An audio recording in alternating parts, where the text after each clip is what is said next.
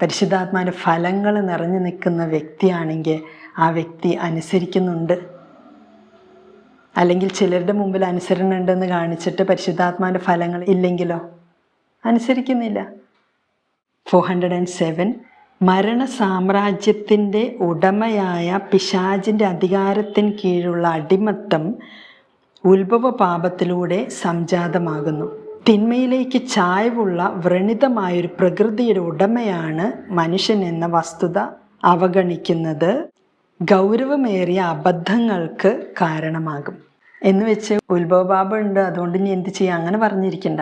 പാപം വർദ്ധിച്ചെടുത്ത് കൃപ സമൃദ്ധമായി വർദ്ധിച്ചു.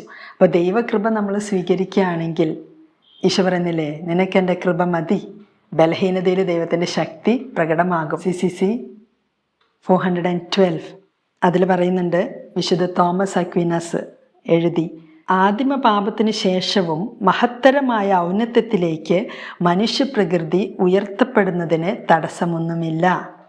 തിന്മ സംഭവിക്കാൻ ദൈവം അനുവദിക്കുന്നത് അതിൽ നിന്ന് മഹത്തരമായ നന്മ പുറപ്പെടുവിക്കുന്നതിന് വേണ്ടിയാണ്. CCC 312 പറയുന്നുണ്ട്, തൻ്റെ സൃഷ്ടികൾ ഉളവാക്കുന്ന തിന്മയുടെ ഫലങ്ങളിൽ നിന്ന് തൻ്റെ സർവശക്തമായ പരിപാലനം മൂലം നന്മ പുറപ്പെടുവിക്കുവാൻ ദൈവത്തിന് സാധിക്കും. അപ്പം നമ്മൾ ചെയ്തു കൂട്ടുന്ന തിന്മയുടെ ഫലത്തിൽ നിന്ന് നന്മ പുറപ്പെടുവിക്കാൻ ദൈവത്തിന് സാധിക്കും. അതുകൊണ്ട് പേടിക്കണ്ട, ഡോണ്ട് വറി.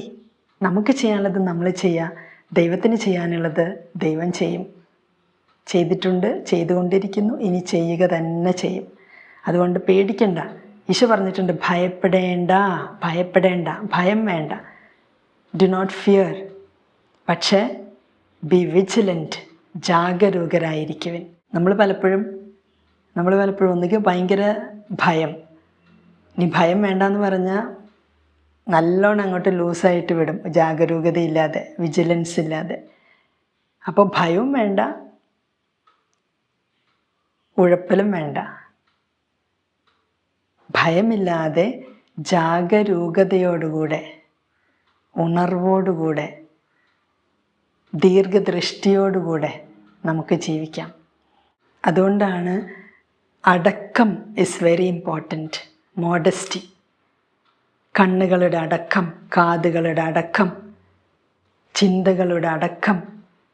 വല്ലാണ്ട് അങ്ങോട്ട് കാട് കയറി ചിന്തിക്കരുത്. ചിന്തകളിങ്ങനെ കയറൂരി വിടരുത്. ഒരടക്കം വേണം. ചിന്തകളിങ്ങനെ വരുമ്പോഴേക്കും ബൈബിൾ എടുത്ത് വായിക്കുക, അല്ലെങ്കിൽ എന്തെങ്കിലും നല്ല പ്രവർത്തികൾ, നന്മയുടെ പ്രവർത്തികൾ ചെയ്യുക. വെറുതെ ഇരുന്ന് ഇങ്ങനെ മനസ്സിൽ ജീവിച്ചിട്ട്, മൈൻഡിൽ ജീവിച്ചിട്ട് എന്താ കാര്യം? നമ്മൾ ചിന്തകളിലൂടെ കുറേ പാപം ചെയ്യുമ്പോൾ നമ്മുടെ ചിന്തകളുടെ ആ രീതികൾ ദുഷ്ടാരൂപികളുടെ കൺട്രോളിൽ നമ്മൾ കൊടുക്കുകയാണ്. ദുഷ്ടമായി കുറേ പ്രാവശ്യം നമ്മൾ ദുഷ്ടമായ ചിന്തകൾ വെച്ച് പുലർത്തുമ്പോൾ, അശുദ്ധമായ ചിന്തകൾ വെച്ച് പുലർത്തുമ്പോൾ നമ്മുടെ ചിന്താരീതികളുടെ കൺട്രോൾ നമുക്ക് നഷ്ടമാകുന്നു. അതുകൊണ്ട് നമ്മുടെ ജീവിതത്തിൻ്റെ പല മേഖലകളിലും, നമ്മുടെ തന്നെ പല ഭാഗങ്ങളിലും നമുക്ക് ഡെലിവറൻസ്, വിടുതൽ ആവശ്യമുണ്ട്. ബിഷപ്പ്മാർ നിയോഗിക്കുന്ന വൈദികരൊക്കെ എക്സോർസിസം ചെയ്യേണ്ട ആവശ്യമുണ്ട്.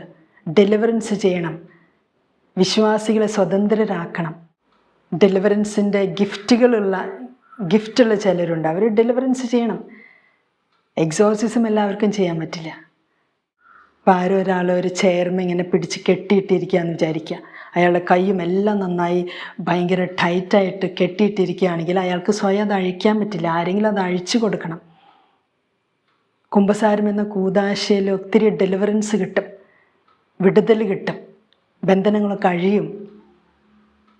ആരാധിക്കുമ്പോൾ പരിശുദ്ധ കുർബാനയിൽ ദൈവം നിയോഗിച്ചിട്ടുള്ള അധികാരികളുടെ കൈവെപ്പ് വഴി ഹൈറാർക്കിപരമായ അധികാരവും സിദ്ധിപരമായ അധികാരവും, അങ്ങനെയൊക്കെ നമ്മൾ വിടുതൽ പ്രാപിക്കണം.